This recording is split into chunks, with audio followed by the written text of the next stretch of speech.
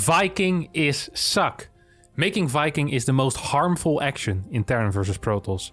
If I have to choose one, dear Harstem, I would have complained about Disruptor, the miracle unit, but as a senior victim, I have been numb to see my army suddenly disappeared, and try to avoid entering Mass Disruptor late game. However, Viking, which seems like a necessity in Terran vs Protoss, always led me to lose. In this replay, I have a winning position in the middle game, but Viking opened the gate of hell. Every time I want to trade with TOS, the result must be that TOS lost 3 Colossus and I lost my whole army, including Viking. Not to say Viking do 0 damage to Colossus under battery overcharge. Maybe I'm suck for cannot macro my bio perfectly under Purification Nova, but Viking is the suck unit that forced me to face 6 or more Disruptors. I'm pretty sure you will agree with my judgment about Viking after watching this replay. Name: Pioneer, Race Terran, League, Grandmaster on the Chinese server. Now he also mentioned that he is a senior victim, so I'm expecting someone above 65 or 70. The fact that a 65 or 70-year-old can get Grandmaster with Terran is pretty impressive. I haven't seen this happen yet with any of the other races, so that definitely isn't helping your case. But the question is pretty clear. Harstem, is the Viking Imba or do I suck? And that's what we're going to be figuring out this game. Alrighty friends, and here we are in the game. Pioneer as our Terran player, Protoss player with a name that I sadly can't pronounce or read. So we have a quick gateway on the low ground, probably for some type of early game pressure. Terran is not taking any damage so far. Now this is a Grandmaster level game, so I'm expecting a lot here. I'm expecting a solid build order opener out of both players, to be honest. I'm expecting good control, good decision making. And we're, well, what is it? 1 minute and 40 seconds in, and I'm already extremely disappointed here by the Protoss.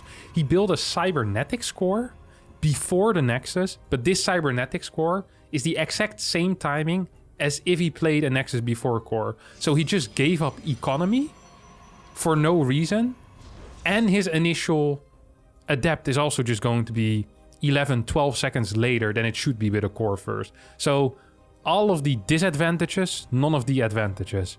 This is the type of build that I really don't want to see at Grandmaster level, so I'm glad the Protoss is the first one to trigger me here. Now, the Terran did see the core timing and knows that it's going to finish at about, what, 211, 212, 210, something like that. And in that case, a reactor here would have been the correct call. I'm gonna need to pause it because I need to explain something here, because this doesn't make any sense.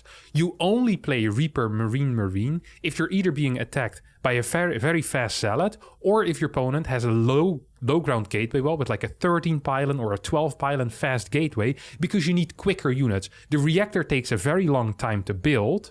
So if you have to wait for the reactor for extra Marines, a single adept that comes to your side of the map might actually delay your command center. But because that is never going to be the case with a core that finishes at 211, getting Marine in this scenario is just going to delay your actual Marine production. Because every single Marine that you build is going to cut into 1 Marine later on. Because this could have been 2 Marines being built at the same time, coming out of a reactor. So you never, if you can, want to delay your reactor. But for whatever reason, Pioneer delayed the reactor, despite scouting the timing on the core. So this is an absolute nonsense build to start with. It really just makes 0 sense whatsoever. Every second as well that he's delaying his reactor for is god-awful. This was another 6 seconds. He literally lost like, what, 4.5 Marines of production at this time. And it's actually making me sad.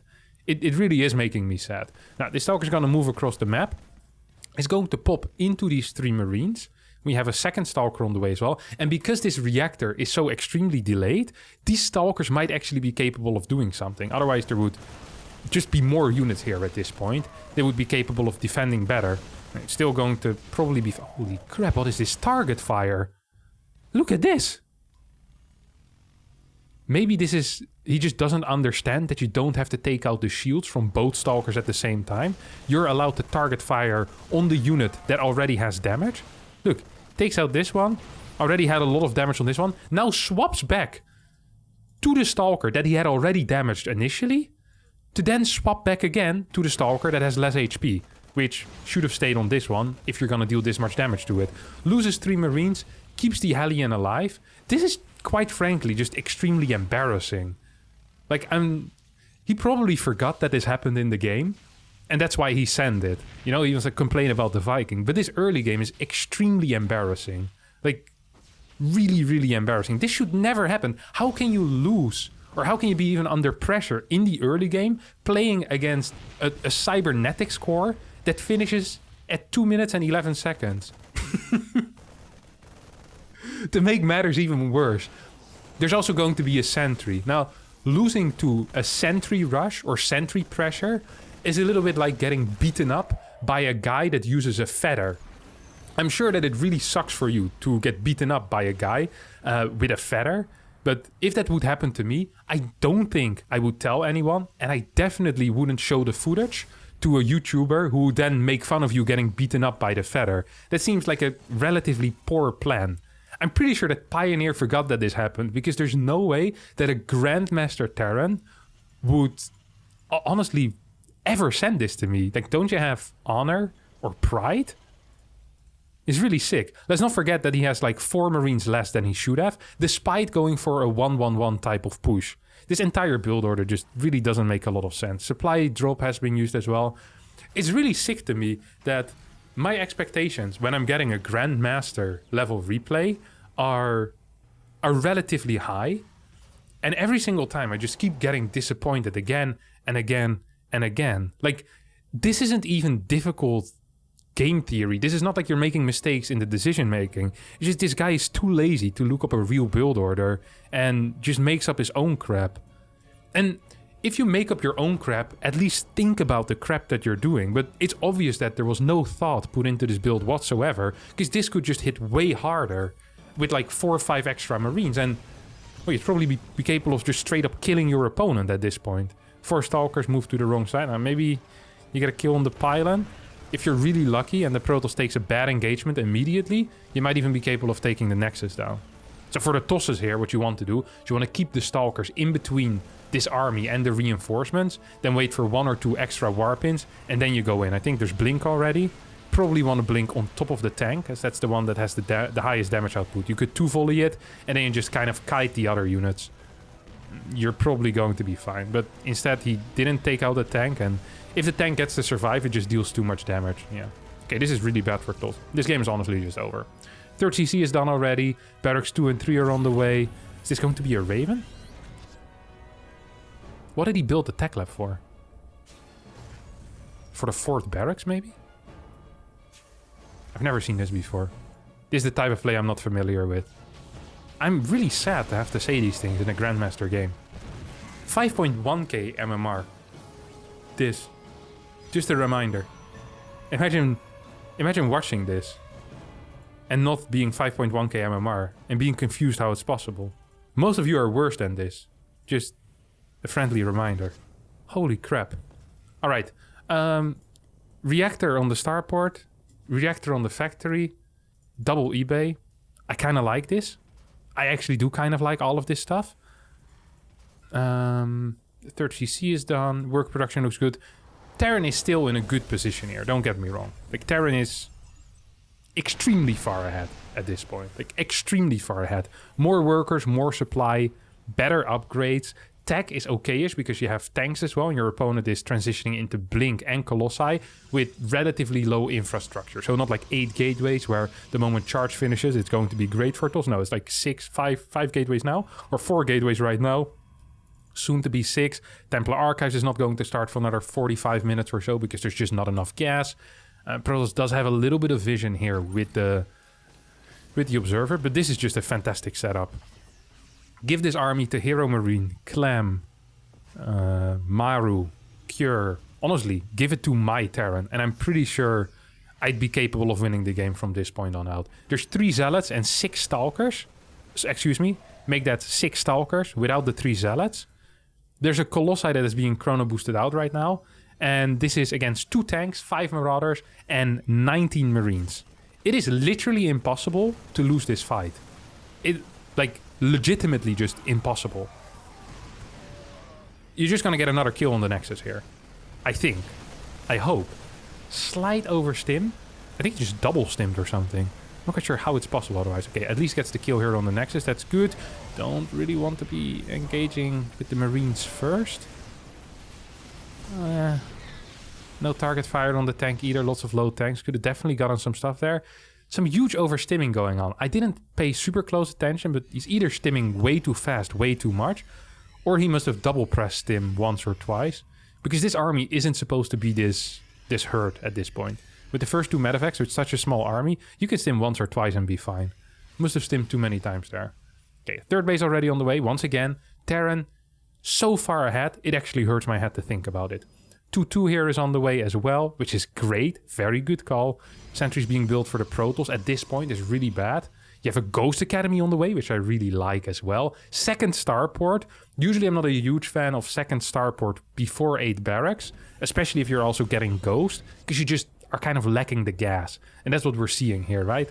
There's not really gas right now to build 4 Vikings at a time and get Ghost as well. Especially given the fact that right now you're also getting Enhanced Shockwave already. So yeah, you may be capable of getting a single Ghost out. I much prefer getting 3 extra barracks first. This is what most people play at the moment as well. There are some people that get a fast second starport and good upgrades on Bio 2. But then they usually skip Ghost for a little bit longer. Hero Marine played like this for a while. So you might want to look at people like that. I think it's very uncommon to see something like this. But it's a mistake and, you know, that happens. An interesting way of engaging. This is a very interesting way of engaging. Holy crap, that was beautiful.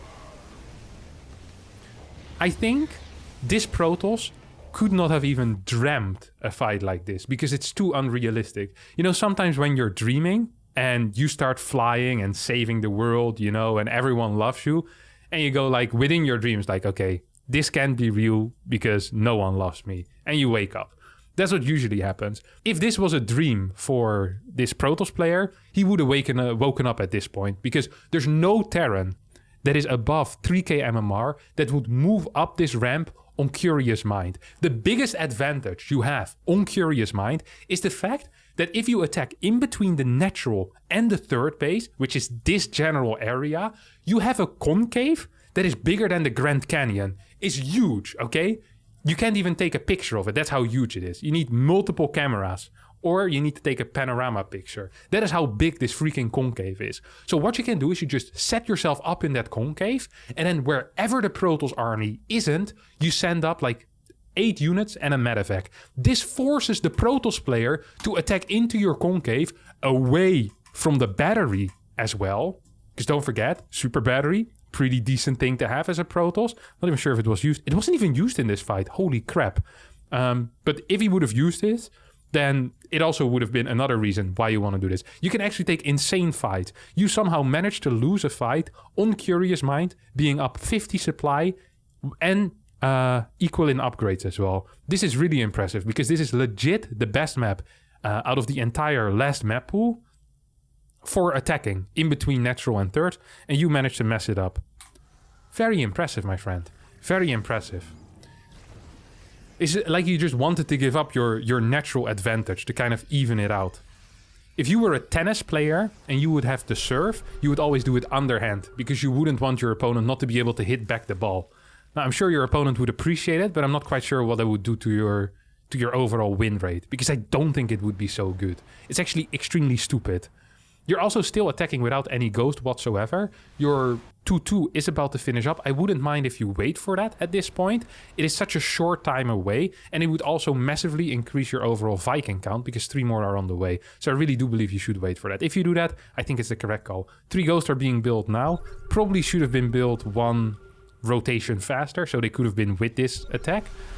Once again, same setup. You stand over here, send 1 or even 2 medevacs of units into this natural base, forcing the Protoss player to attack into you. Like, if that happens, there's absolutely... there should be no way that you lose. Okay, this is an interesting stim. Gonna take out 1 disruptor here. Another disruptor kills absolutely everything. And now, this fight... Okay, perhaps the initial fight wasn't even so great because 1 disruptor shot killed like 15 supply, but you're still up in army supply, you're still up 2 upgrades. If right now you don't get tricked into chasing him into the super battery, this still would have been okay for you. But into the super battery and walking up a massive ramp, yeah, life is going to be a little bit less good. Once again, the Protoss kind of walks away with this with a win. Like, the super battery, you kind of... It is temporary, you know? It really is just a temporary thing. So if you can wait it out, or you can just kind of fight away from it, then it's fine. I always kind of compare a super battery with the sun on a very warm day, you know? So imagine it is 40 degrees out, and you really want to go outside. Now, you either need to put in sunscreen, stay in the shadow, or you don't go outside. And it's the same with the super battery. You either fight in the shadow, which in this case is away from the super battery, or you just wait till the sun goes under, because that's the beauty of the day. Sometimes the sun goes under, and later in the day, the sun isn't quite as powerful anymore, so you can just go outside. Just do it a little bit later. It's the same with the super battery. Super battery runs out, you can also just fight away from it. Just keep that in mind next time you're about to take the worst fight of your life. Although, seeing how every single fight for you has gone so far, I doubt that these fights are even the worst fights of your life. Because this is literally every single fight you took so far has been terrible, and I'm expecting this to not be exclusive just to this game that you're playing against this Toss on Curious Mind. I'm expecting you to always have terrible fights, but this is just the terrible fights that I'm exposed to. So it would be unfair to say these are the worst fights you've ever taken. You probably take way worse fights on a daily basis. I'm just not exposed to these, so it's different. Now, this is a good cancel, I like that. Good scan, here you can EMP, win this fight. Here you can EMP, win this fight. Disruptor hits all your Marauders. Interesting move. Probably still winning if you just go back right now, I think. You have 3-3 on the way. Oh, you're really overstimmed again. You're really big on the overstimming. Also, I noticed that in every single fight, your Marines are in front of your Marauders. Now, Marauders are supposed to tank for the Marines. I know that you've probably heard the phrase women and kids first, or women and children first, but it is really only when it comes to evacuation. When you're fighting, you don't want to put the weakest or the softest targets in front. You actually want them to be in the back. It's like a second line of defense. And the Marauders that can take a hit, you want to put them to the front because they can tank a lot of damage, which is extremely important. So yeah, I'm a little bit disappointed here. So far in every single fight that you've taken, I think you're just kind of forgetting about things like positioning and control and micro. Just some of the big pillars, you know, the fundamental things you need to know about fighting in StarCraft 2. It's like you've built a house, except there's no walls, no roof. So you really don't have a house. It's just a bunch of furniture. Maybe you have a floor, you know, because your macro, honestly, is quite good. The way that you produce is quite nice as well. I think you have too many tech labs. I think you have six tech labs on barracks. I think it's too many. You probably want 5 maybe, and then three reactors. Maybe 6 too actually is fine. It's very heavy on Marauders and Ghost though. That is what it is. You're still winning, despite all of this. Yes, you're still winning. You're up in upgrade. You have a good army. You're up in supply. If you hit an EMP and walk in here, you can probably kill this. Now, another issue that I've been seeing in your control is that everything is in the same control group. So you probably literally only use F2, which means it's really difficult for you to fight. There's no separate hotkey for Vikings, no separate hotkey for Ghost. I know there's some Terrans that play like this as well, but if you play like this, you need to be really quick at clicking on the individual units to micro them separately, and you need to be very good with tab. And as you are a senior citizen, that is probably 65 plus, I think it might be better to just use control groups, because you're not that fast with the mouse. I'm just gonna say it here. You don't seem very quick in the battles themselves, because so far you haven't really controlled any of your units. This is also an advanced move that we're seeing here out of the Terran. Basically, whenever the Terran is maxed, usually you want to fight and start trading out a little bit. This Terran figured out something new, our good friend Pioneer, and decided that rather than having an unfair fight where he's up maybe 40 or 45 supply, he waits outside of the Protoss base so that the Protoss is constantly aware where the army is, one, and also it allows the Protoss to increase its own army till it's 200 supply, and then the Terran will decide. And knowing then the Terran will decide to fight. Knowing Pioneer, this is probably going to be in a position either down a ramp or into a super battery, or preferably maybe even both at the same time. Actually, Pioneer is moving back right now, setting up a concave. It almost was a split. 2 Vikings accidentally sent forward. Liberator. Follow up here. I kind of like that, honestly. I don't really mind that whatsoever. There's too little medevacs though in this army right now, and that could be an issue. We haven't seen any bit of multitasking either this game so far. I just want to make everyone aware of that. Good EMP. Can't really chase this army though, but pushing forward with Liberator is always a good plan. There's already advanced ballistic, I believe. Yep, there we go. So you can continue pushing forward. Good scan. Maybe wants to send 1 unit over towards the watchtower right now, so you have continuous vision. This still is honestly completely playable. Just kind of poke forward a little bit with the Vikings, then send the Liberators forward. Now you get a scan. Good EMP again. Want to move them forward. You want to really leapfrog with a little bit more, a higher tempo here. I think everything moves rather slow. Hello? Sensor tower? Hello? Set up the Liberators in the back, please. Hello? Alright, I just want to see this from the first person view. So, right now we're seeing it on the minimap already. Pam-padam. 1, 2, 3, what, like 6 seconds, 7 seconds? Like, actual the reaction time of a senior citizen on the road. Very impressive. Liberators facing the completely wrong way. Also very impressive. Not contributing in the fight whatsoever here. Disruptor shots are hitting. Fight still, honestly, relatively close for half of the army not participating in the fight. And the half of the army that wasn't participating were the Liberators as well. The Liberator is the highest DPS unit in the entire game. Having that on your side in a battle is relatively nice, I would say. It's like having an AK-47 at a knife fight and then using it to scratch your back. I'm sure it feels really good, but it'd be better if you just shoot people with it. Yeah, this was an interesting game out of Pioneer. He said that the Viking sucks.